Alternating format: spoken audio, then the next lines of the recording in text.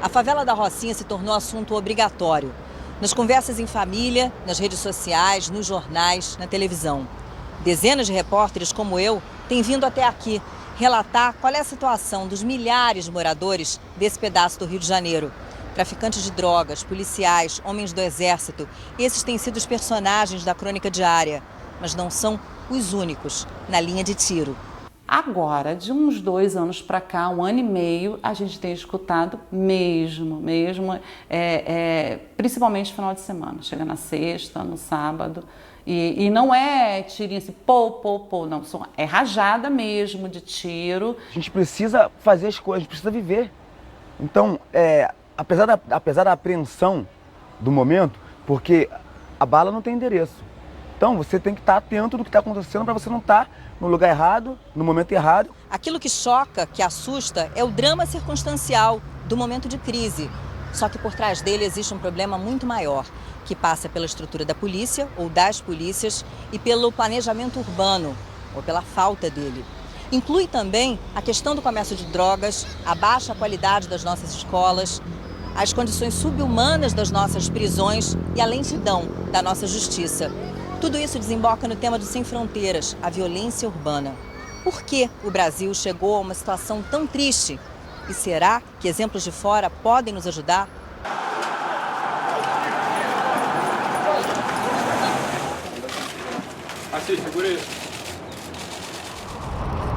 É uma situação quase que uma tormenta perfeita. Então, crise política, crise fiscal, crise econômica e crise na área de segurança.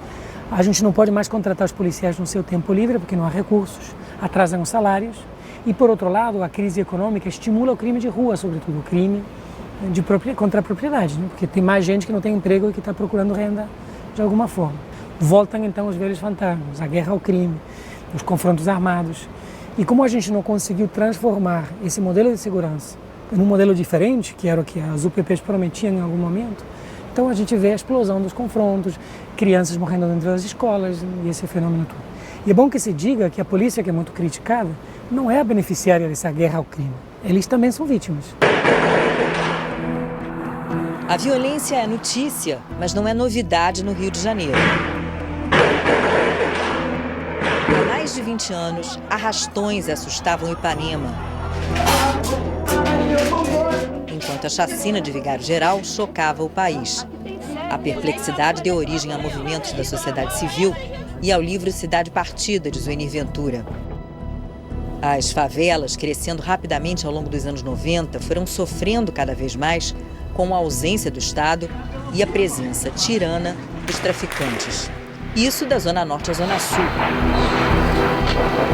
Se na Mangueira, um dos berços do samba, personagens como Ricardo Coração de Leão, Tuxinha e Polegar passavam a dar o tom, na Rocinha, nomes como Denis, Naldo, Dudu e Nem se sucediam como donos do morro. O Grande Rio não ficou de fora. Nascido e criado numa favela de Duque de Caxias, na Baixada Fluminense, Fernandinho Beiramar se tornou um dos maiores líderes do crime. Foi preso em 2002. Ainda no campo da segurança. Os governos foram mudando e com eles os secretários de segurança. No fim da década, tenta-se algo diferente. Em vez de confronto, as unidades de polícia pacificadora. A ideia era ter nas favelas a chamada polícia de proximidade, que fosse vista como aliada e não inimiga.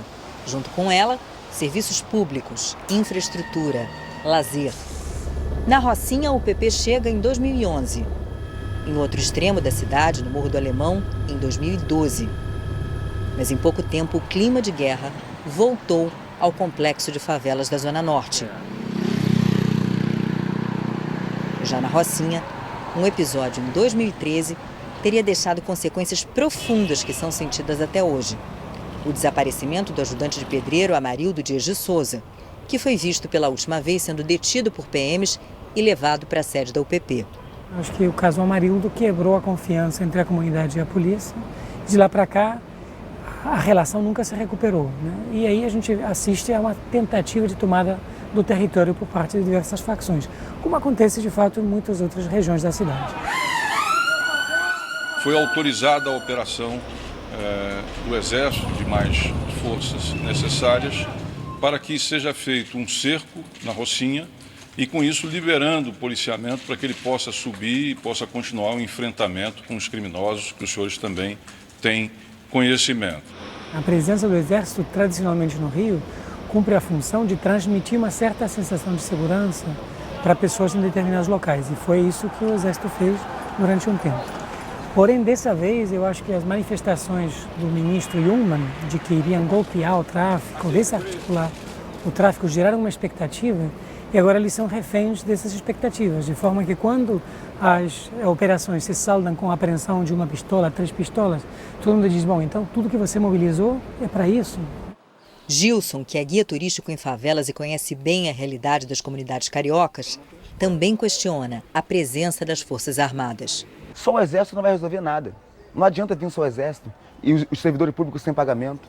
Não adianta vir o Exército e a saúde, o caos que está, os hospitais lotados. Não adianta vir o Exército e não ter emprego e renda, não ter trabalho. Não adianta nada. Pode vir, sei lá, a SWAT dos Estados Unidos para cá. Se não trouxer outras secretarias de trabalho, principalmente, de cursos profissionalizantes para os jovens, de estabilidade para a cidade, não vai adiantar nada. Violência só gera violência. Eu estou te falando porque eu já fui envolvido, eu já fui preso, eu fiquei 2 anos preso. Em 2010 eu tive a oportunidade de fazer um curso técnico em turismo. Então hoje eu sou guia de turismo, técnico em turismo, trabalho legalmente, amo o que faço e tenho a oportunidade de mostrar a minha favela como ela realmente é para o turista do mundo inteiro.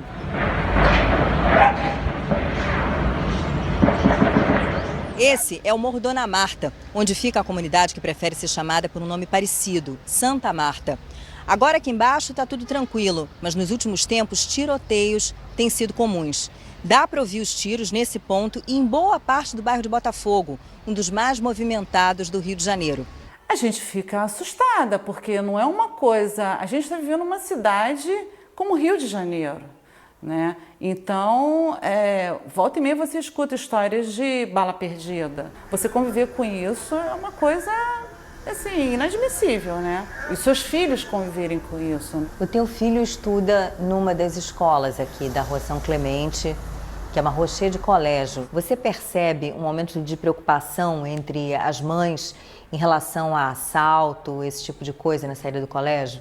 Mesmo a gente morando próximo, eu fico pedindo para que ele me mande mensagem quando chegou e quando está saindo, né? Isso é uma coisa assim, é esse controle que infelizmente, não sei, pra gente como mãe, acalma o nosso coração. A situação no Dona Marta não é nem de longe tão tensa quanto em outras partes da cidade, mas o fato de a violência ter voltado a ser um problema é simbólico, porque foi aqui no Dona Marta que começou em 2008 todo o projeto das UPPs.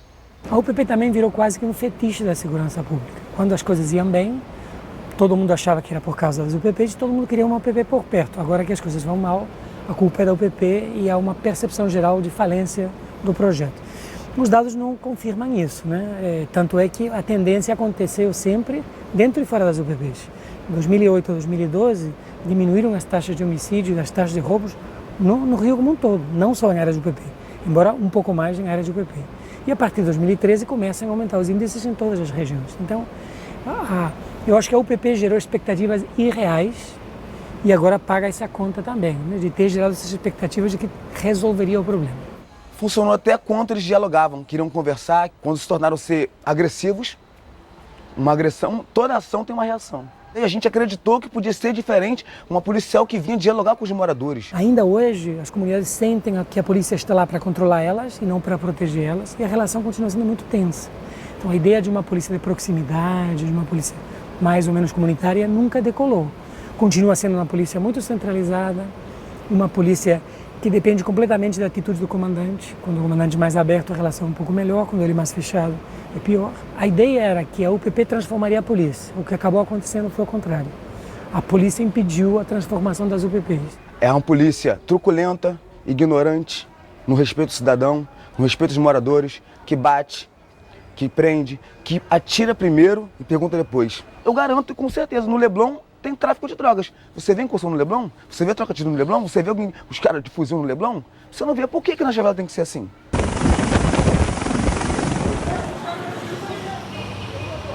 A violência no Rio de Janeiro, cartão postal do Brasil pelo mundo, pode ser a que chama mais atenção. Mas os números mostram que há outras regiões do país muito mais violentas. O norte é onde as taxas de homicídio mais crescem. E estados do Nordeste registram estatísticas assustadoras. Em Sergipe, de cada 100 mil habitantes, 58 morrem assassinados. Em Alagoas, 52. A situação contrasta com a de São Paulo, estado mais populoso, mas que tem a taxa mais baixa. O Rio de Janeiro fica numa posição intermediária, com 30 homicídios por 100 mil habitantes. O fato de nós termos tido um período de avanço, de redução da criminalidade, criou uma esperança que agora está sendo cruelmente esmagada e que provoca essa sensação de que estamos no pior momento da história. Em termos objetivos, não estamos, mas em termos de percepção, realmente é um momento de muita desesperança.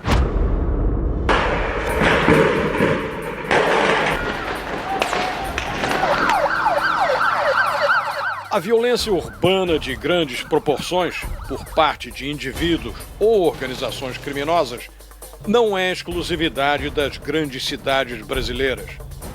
Traficantes em vários pontos do México, por exemplo, executam em massa policiais, jornalistas e críticos em geral, além dos concorrentes. Gangues, ou maras, como são chamadas na América Central, atormentam a vida da população em São Salvador e Tegucigalpa.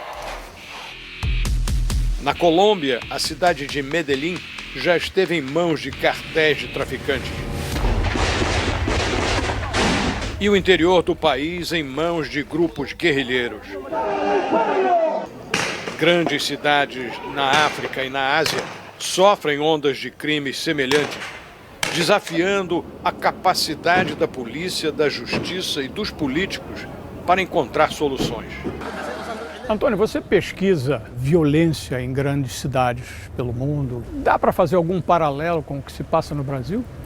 Há muitos paralelos, né? A própria experiência da pacificação começou com o aprendizado do que aconteceu na Colômbia, né? Então as autoridades brasileiras aprenderam bastante com a experiência de Medellín, uma cidade que tinha dinâmicas semelhantes, não idênticas, mas semelhantes, né? De presença de grupos guerrilheiros nas favelas de Medellín. São favelas também que são localizadas em posições elevadas, em morros, e depois das guerrilhas essas favelas foram ocupadas por grupos criminosos, né? Então há algumas semelhanças e até o cable car que foi instalado no Rio de Janeiro foi uma ideia que primeiro foi implementada no Morro do Alemão, exatamente. Essa experiência no Rio agora de enviar militares em vez de policiais, isso já foi tentado em outros lugares? Infelizmente, o uso das Forças Armadas tem bastante paralelos em outras cidades, né? Mas é uma solução que geralmente é um sintoma de um problema mais profundo, que é uma falta de estratégia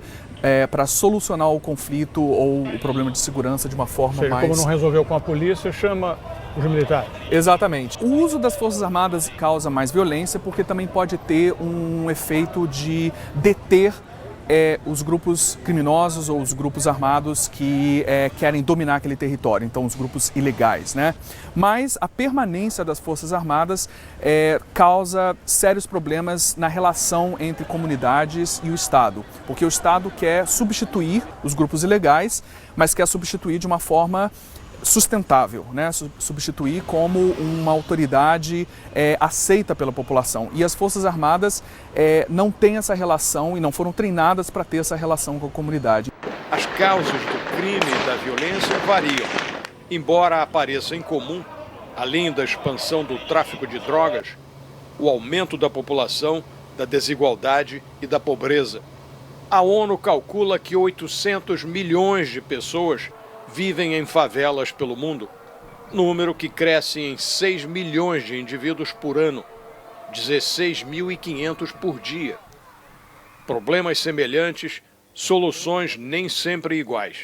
O problema de se procurar soluções para os problemas de segurança urbana é que existem poucos exemplos de sucesso, mas a maioria deles são em escala muito menor do que o Rio necessita, cidades como Rio de Janeiro ou São Paulo, né? Então, por exemplo, a cidade do Cabo, na África do Sul, implementou algumas políticas interessantes de conter o crime através do desenho das cidades. Então, na maneira que você planeja os prédios, você faz reformas nos prédios para que haja mais luz nas ruas, para que o ambiente em torno de áreas que eram domínios de gangues seja um ambiente em que as comunidades se unam em vez de se separarem ou das pessoas se isolarem. As favelas ou comunidades brasileiras, tradicionalmente, historicamente, sempre foram uma área de concentração da população mais pobre, mas não eram áreas de grande violência, de crime, até a chegada das drogas. Isso aí transformou completamente essas comunidades. Existe uma maneira de você separar, então, a atividade legal das favelas, as pessoas que vivem lá, trabalham, da parte ilegal, a como conciliar isso? Por isso que é tão importante a gente chegar com o Estado, com as instituições e uma estratégia que combine segurança e desenvolvimento, porque o objetivo é exatamente substituir as economias ilegais gradualmente pelas economias legais. E como realizar essas tarefas todas com um Estado falido, com a falta de recursos? Não há dinheiro. Não é inevitável, então, que não vá dar certo? É claro que o fato do Brasil estar em apuros financeiros é um obstáculo, mas que não é intransponível. Então, por exemplo, entidades como o Banco Mundial, como o Banco Interamericano de Desenvolvimento e como eles, há várias outras entidades que proporcionam empréstimos exatamente para desenvolvimento. E a experiência da pacificação, tendo provado um certo sucesso no passado, mesmo estando em crise agora, é uma ferramenta, uma ajuda que o Brasil tem para negociar com essas entidades internacionais. Então, o Brasil não está totalmente sozinho nessa situação e não está isolado para encontrar essas soluções.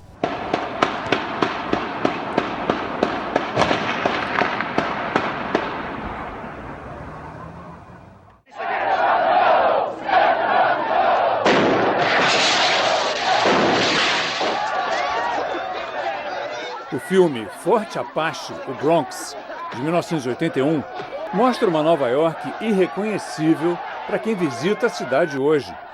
Bairros pobres como o Bronx eram uma praça de guerra. Naquele ano, Nova York teve 2.166 homicídios, média de 6 por dia. E foi assim por toda a década de 80, coincidindo com uma epidemia de crack e guerras de gangues. Em 1990, o número de homicídios em Nova York chegou ao máximo, 2.262. Mas a partir daí começou a cair.